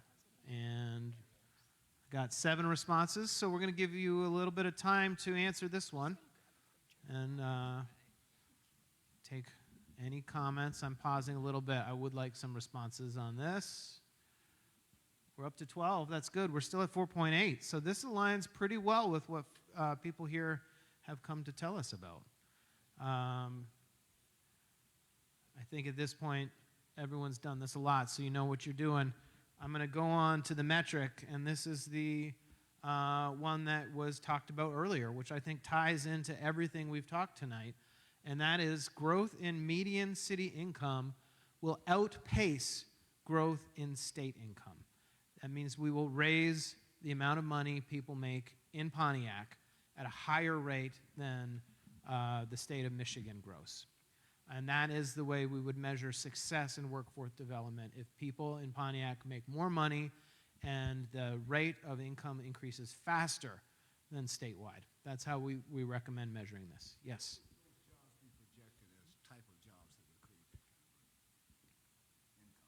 You want me to repeat it? All right, the question or the comment is, what are the types of jobs that would create that kind of money? Tech jobs, even factory jobs, manufacturing jobs. As you mentioned, construction. You know, there's a talk in this plan about creating new development, places that people in Pontiac can live, work, operate businesses.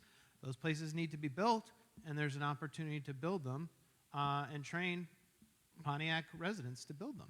So all of those examples are good paying jobs.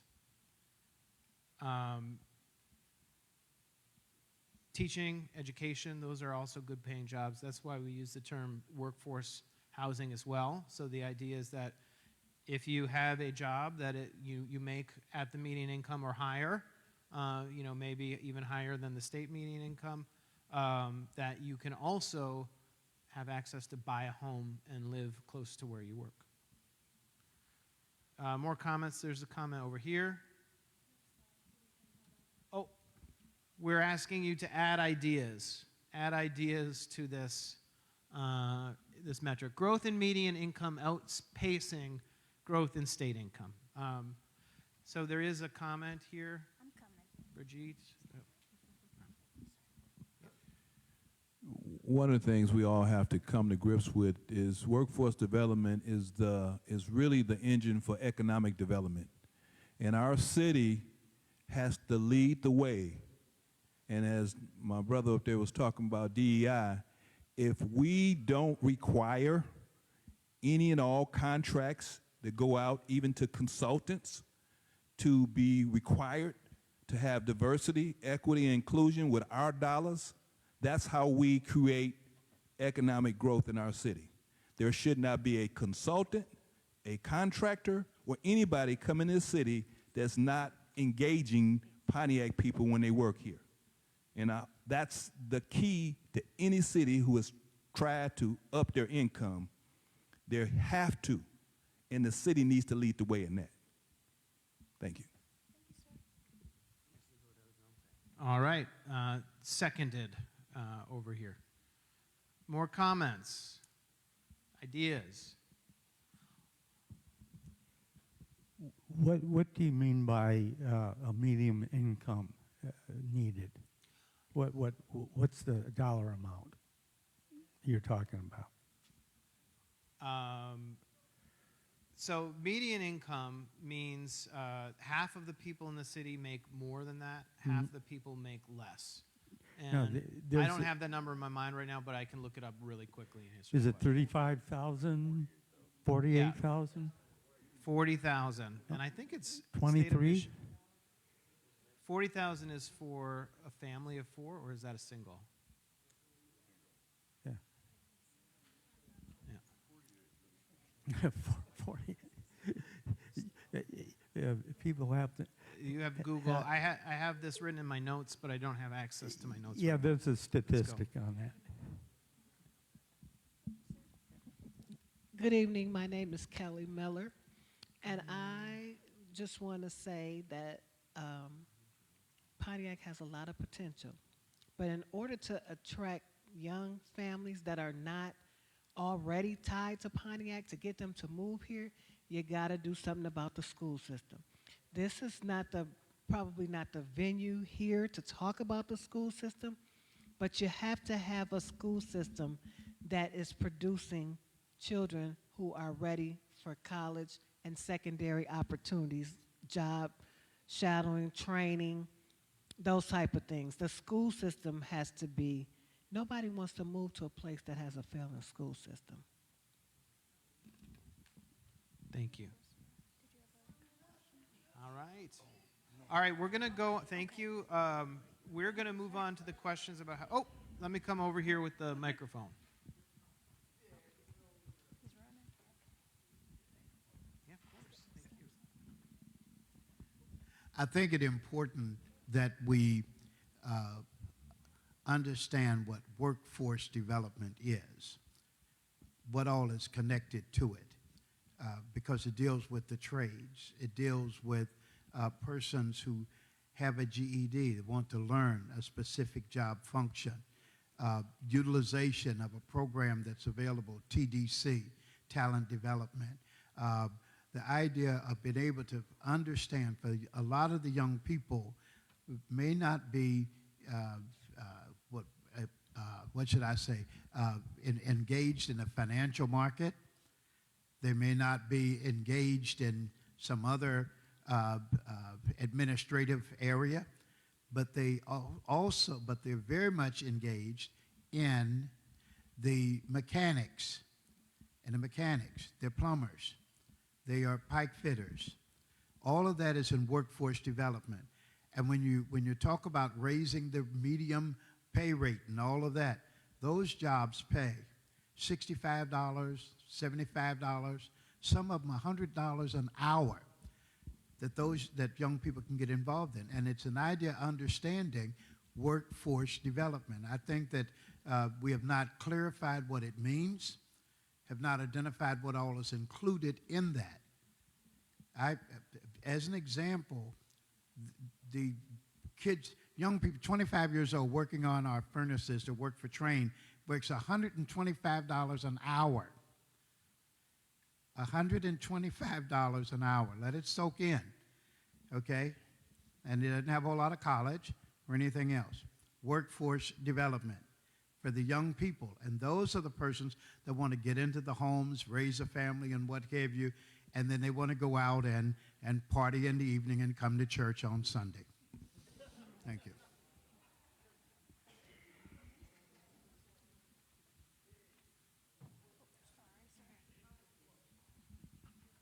Hello. My name is Sean Preston. I would like to speak to the workforce development as well. I'm 34 years old. I live here in the city. I own a home. I think we need to find a way to bridge the gap for workforce development for my generation. millennials, a lot of us don't really have skills, and skills pay the bills. A lot of us work in factories, in surrounding areas of the city. So I feel like my generation, the millennials, we would like to be a part of workforce development as well, whether it be entrepreneurship, like Pastor was saying, skilled trades, the medical industry, things of that nature. But it's some opportunities, I don't want to say not, but I feel like my generation just needs to be a part of the playing field as well. So thank you. So Sean Preston hit on some things because I have 4 grandchildren, and I have 2 that's in college, and 1 is going to school to learn how to fly a plane. And I know if my granddaughter can learn how to fly, be a pilot, and of color, everybody in Pontiac, and I have met a lot of young people, and if we can get that training up for them where they can learn how to be pilots in this here or whatever they may want to do, that would be beautiful. And that should be part of the master plan of making sure these young people do the things that they want to do to bring this city to another. And we need to start having these young people at the meetings so they can be able to have a voice too for this planning. So I want to jump on what she just said. Keynote. Preston, how do we get your age to come to these rooms? That's a missing point. Because, again, we're not seeing a lot of, I'm 40, you in your 30s. We not in this room. And we the next generation to help the city. So that's another thing that we need to work on and figure out, how do we get us in this room? And to have these type of conversations and be a part of the conversations, because we struggling. Every leader in here, I know, we doing the same thing. And it's us. And it's you and me by ourselves. So that's what we need to figure out too. Thank you.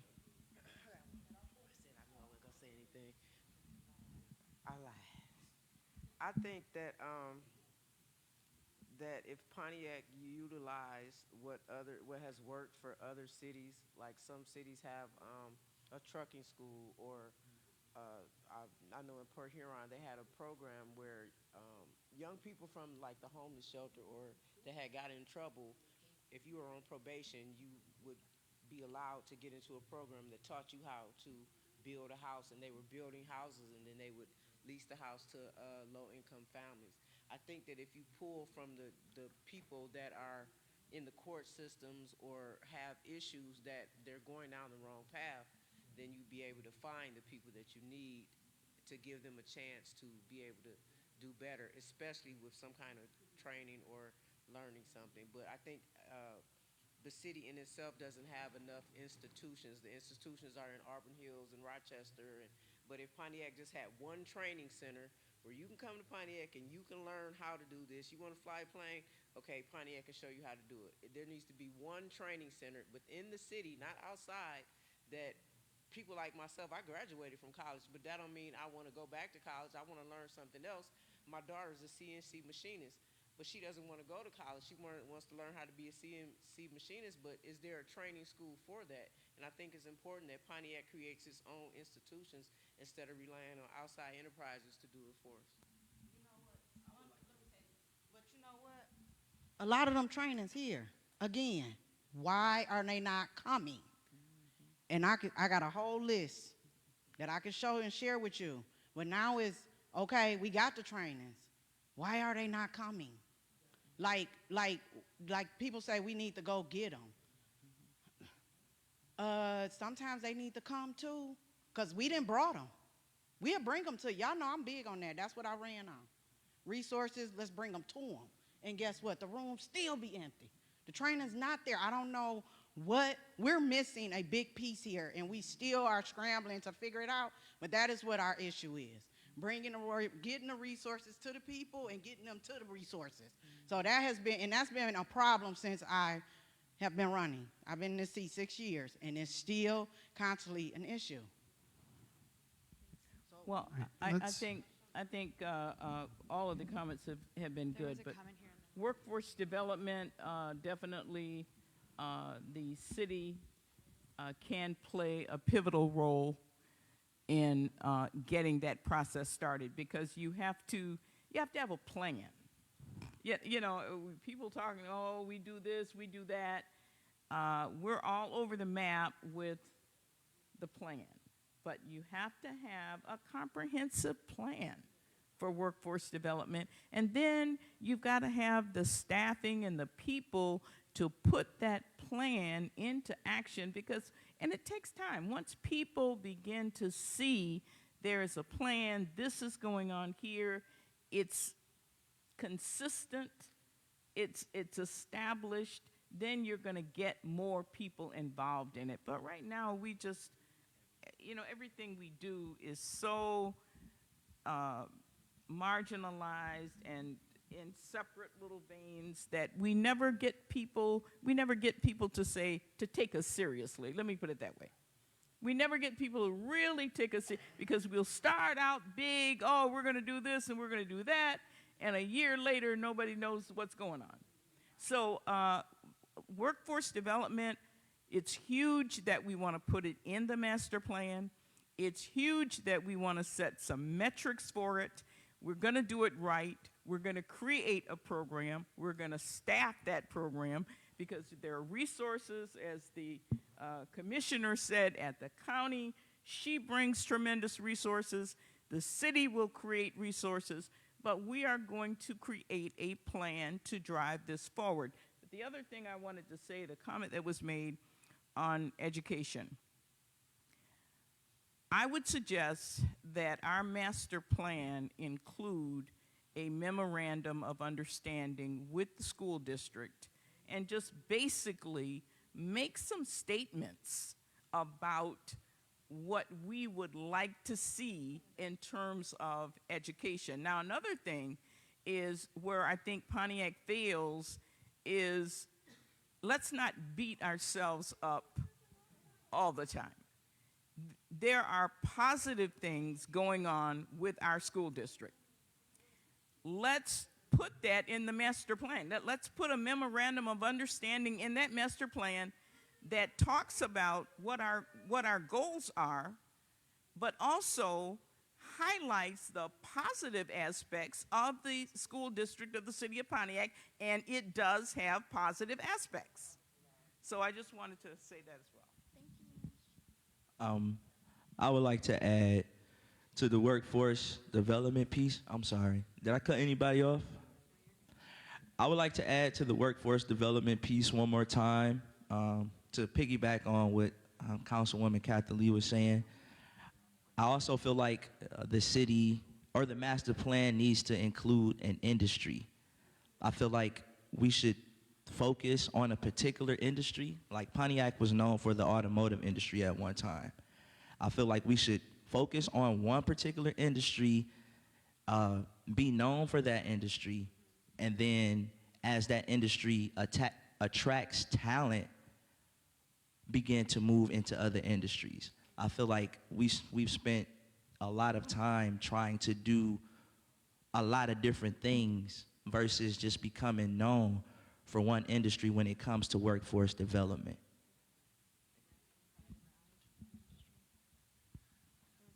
Thank you. We've got more comments. We are still just shy of 8 o'clock. We're scheduled to go to 8. So we're going to kind of keep this conversation going. I wanted to highlight that the next meeting next week, we're going to be open house format, still taking feedback on some of these preliminary recommendations. We've got a lot of good ideas tonight. I'm going to say a reminder to folks watching at home on the Facebook, and also anyone here who hasn't taken the survey, please go to visionpontiac.com and take the survey. And let's take some more comments. I just kind of want to let everybody know we're going to wrap, and the mayor's going to close us out with a few words. But let's hear a few more things. Who has some thoughts to kind of close the evening out? I only have a suggestion. For the meeting next week, you need to invite contact community groups seriously. And I would suggest that you contact and I'll own up to this when he calls me, okay? David Bowman at Trinity Health. Trinity Health is doing a major transitional program study related to barriers to health. And the focus in Pontiac on their TAG committee is housing. Okay? And they need to hear what you have in mind, because they're supposed to come up with recommendations that they get to the hospital that would, increase, not people getting sick, but people using their facility, okay? We have one over here. Hi, my name is Safrina Birch, and I live in Seminole Hills Historic District. I missed most of the meeting. I think I got here like seven something. I'm sorry. But relating to owning a house in Seminole Hills, which is historic, and doing the repairs and stuff, and you got to get permission. My thing is, Pontiac does have something to where you can get money to fix your house, but it's based on income. So it's mainly catered to low income, because from my income, it says my income is enough for 10 people, which I don't feel is right. So I can't never get a loan or nothing to fix my house unless I take it out of my stuff. I was just wondering, was there any resources for the working folks who make more than $80,000 a year?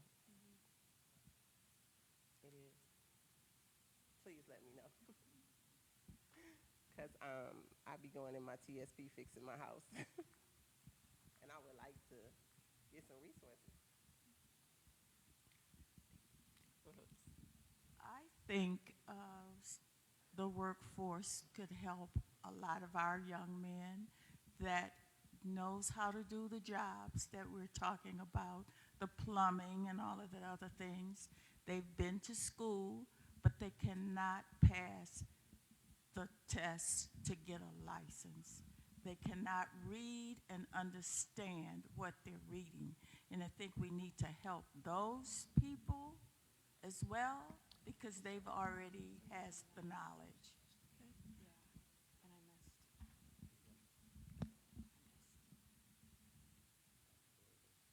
We've got one more back here, and then I think we're going to go to the mayor. I left you in a bad position asking you to say what the average income is. So I looked it up for Michigan. It's rounded off. It's per person's for Michigan's $37,000 a year. There's another figure that goes up to 58, but that's taking all income coming in, including those who don't have a salary but might have benefits and that kind of thing. So I just want to point that out.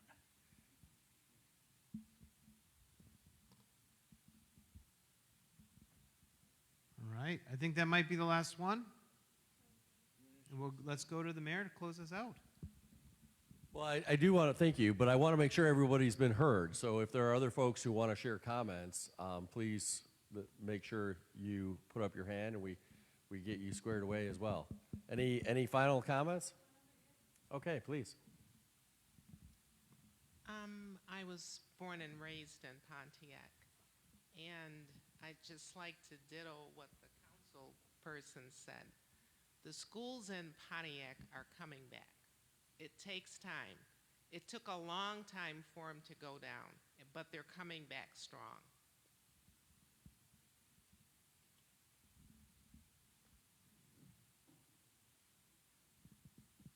All right, well, I just wanted to thank all of you for coming out. This is really what having a high-quality master plan looks like. Thank you for coming out, Claudia. Claudia gets to hear me talk every day in the office, so she's heading for the exit.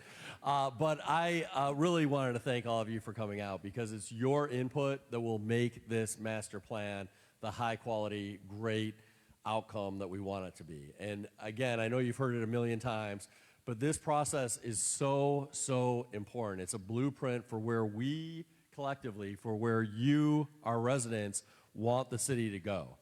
And it's only going to be a great document and a great roadmap with the participation of as many residents as possible. So I want to thank you for coming out tonight, but I also want to encourage all of you, and I know some of you have already done this, but make sure to fill out the written survey, whether it's online or on paper, but also please spread the word to your neighbors, to your family members, your friends who live in Pontiac, so we can get as much feedback through that written survey as possible. And then, of course, we've got this next town hall next Wednesday that you all heard about tonight and maybe earlier than tonight. So please spread the word. Come on out yourselves to that event, but make sure that your friends, your family members, your neighbors all join us because, again, we've got to hear from you. This document is only going to be as good as the residents we hear from. We take your feedback seriously, and we're so, so appreciative for all of you coming out. I want to give a special thank you to Councilwoman James. I know she's been very engaged in this whole process and was very engaged tonight. We have a number of other city employees here, too. I see Ken. You saw Claudia earlier. I saw Stan here. Corey is here. Thank you. Yes. And, of course, Mark. And then, of course, all the consultants. So thank you all for making this process so successful, and we hope to see you next Wednesday, and we hope to get as many written surveys in the door as possible. So thank you, thank you, thank you. Thank you for coming. Yeah, thanks. Well, we have a lot of talks with you in December, so. Okay, yeah, sounds